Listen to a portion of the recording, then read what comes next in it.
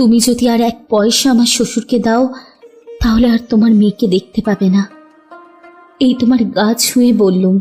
ছি মা, অমন কথা বলতে নেই। আরে টাকাটা যদি আমি না দিতে পারি, তাহলে তোর বাপের অপমান আর তোরও অপমান।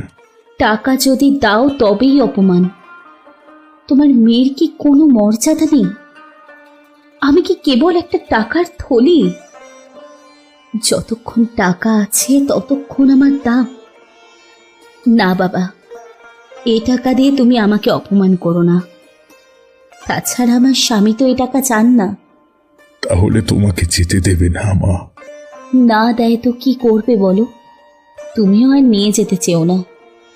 রামসুন্দর কম্পিত হাতে নোট বাঁধা চাদরটা কাঁধে তুলে আবার চোরের মতো সকলের দৃষ্টি এড়িয়ে বাড়ি ফিরে গেলেন।